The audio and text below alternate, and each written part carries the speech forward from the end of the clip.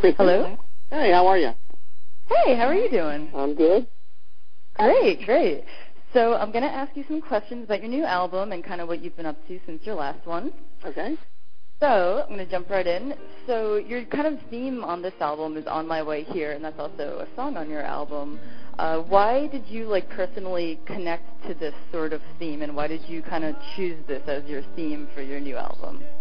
Well, just the song, that particular song was so powerful. You know, we already had five or so songs picked for the album before we even found it, and that one came across our desk. And just Ryan Tedder from One Republic had written such great lyrics that really, I mean, kind of they were just natural. You know, they speak about you know, things that you learn growing. I mean, it's kind of something I've always talked about. The things that happen to you make you who you are. And I just fell in love with it so much, and I thought, well, you know what? We've been trying to figure out a way to make it. We've been trying to come up with some kind of theme for this album, so it's just not a bunch of songs. This is a great thing. Let's find. And I listened to a few, like one or two of the other five that we already had, and I thought, wait a second, that would fit in this theme.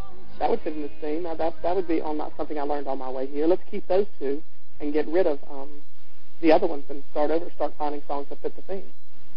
Gotcha. And you're talking about things that you've learned. Is there anything that you've learned in particular about yourself in the past 5 years since your last album? I don't know that it's stuff that you know. What have you learned about yourself in the past 5 years? You know. That's true. Anything that you've learned about yourself, or it's just things that you've learned about life and how to deal with it? You know what I mean? Right.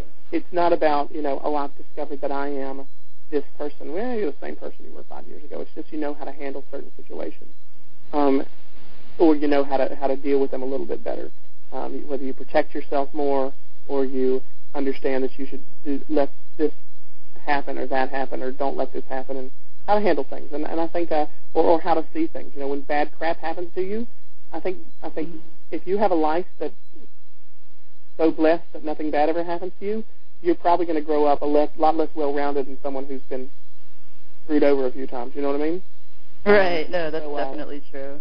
So that's probably. I mean, it's a general. There are some universal themes on the album. You know, with lyrics. There's some things, like I said, that I've not necessarily experienced, but myself, or at least have not in such a powerful way to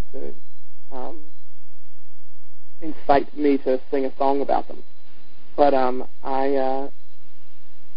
but all of the albums, I think, speak to some condition of or something more universal that a lot of people have been through. And then individually, the songs, I don't really often talk about the ones that are very personal, that I have a very personal connection to. I won't talk about what they mean to me, oftentimes because I think a lot of these songs are very interpretable, and I don't want to take away someone else's interpretation of them. You know, there's a song on here that I might think of as a love song, and you might think of as a song you sing to your mother, and somebody else might think of as a song you sing to God, and someone else might think of as a song you sing to your dog. You know what I mean? Right. Or someone else has had this may hear Ashes as a, oh my God, I totally felt that way. I just dated somebody and they totally, hurt me and threw them, and I feel like ashes. I rose up from the ashes. And then somebody else might think of it more along the lines of, a little less aggressively, or may not even think about a relationship at all. May just think about life in general. It may mean one thing to me, and it means something completely different to somebody else. So that was another motivation for picking certain songs. Gotcha. And you also have a song on your album called "The Real Me," which is about being in the public eye. Do you feel that does it mean being in the public eye? I don't know. Maybe it does to me. But and that's a perfect example. I kind of made that mistake of saying that's what it means to me. But when you hear it, it's not going to mean that to you. For people who listen to this album, it's not going to mean that to them. Let it be to you what it is to you, instead of worrying exactly what I was thinking when I was singing it. You know what I mean? Yeah. That totally makes sense. But ask me the question. Okay. I was going to ask, do you feel that because of, you're, a big celebrity, do you feel that, people have drawn unfair conclusions about who they think you are? And that's not even just people I don't know. That's people who I do know, who I meet, and they think they know who I am, and they assume oh my gosh, this is Clay Aiken. I'm talking to him. I know this about him. I saw this on Extra. I saw this on The Insider, and I know this about him. Blah blah blah. Yeah, whatever. And that sometimes can be frustrating. Yeah, definitely understandable. As far as you're very much known for a lot of your ballads. Is there anything we can dance to on your new album? A lot of people think I'm known for ballads. Oh, well, you have a lot of slower songs and everything. I'm joking. I was just kidding you. Anything you can dance to? Would you want to dance to a Clay Aiken song? Let's be honest. If you went into a nightclub of some kind or into a club and they were playing Clay Aiken on the loudspeaker, wouldn't you say what the and walk out? I mean, seriously. If I walked into a bar and they were jamming out with some Clay Aiken, I would say, "You've got to be kidding me! I'm never coming here again." You would really say that? Yes.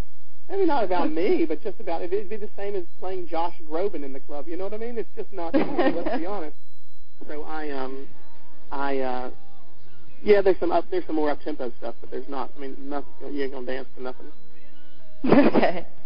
Gotcha. Do you have any advice for aspiring performers or anything that you've learned that you would like to pass on to anyone who's kind of looking to get into the business? Don't.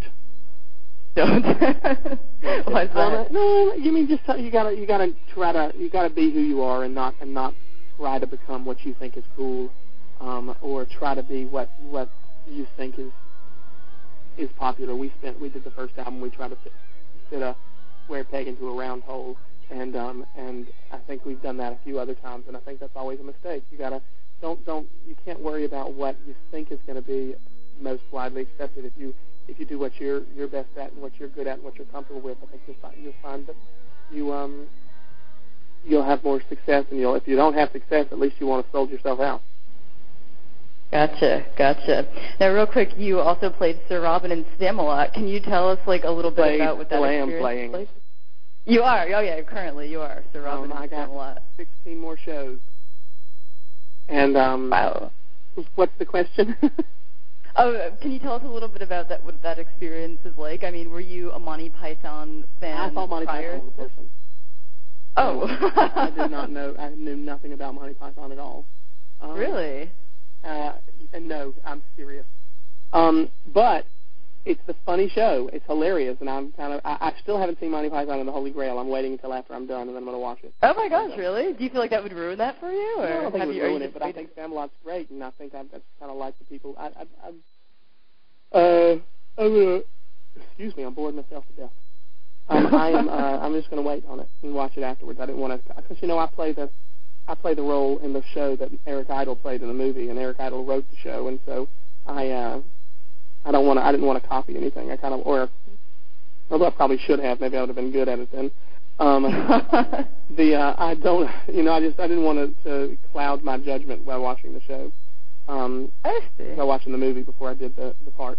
But the experience has been phenomenal. Everybody I've worked with has been absolutely excellent, and a joy, and I'm sure I'll miss it. But we'll see. We'll see if we'll do it again. If I have the energy. It's a lot of work, and the people who do Broadway. God, I can imagine. Would you considering doing more work on Broadway? We'll see. It's all about. I'm not sure whether or not like I said, I'm not sure if I've got the energy to. The right part came along, sure, but it better not have any dancing in it this time. Gotcha.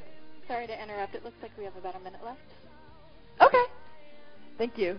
And real quick, have you kept up with American Idol recently at all? I haven't watched it in 3 years. I watched Carrie Underwood's season, and I haven't watched it yet. Oh, my gosh. Wow.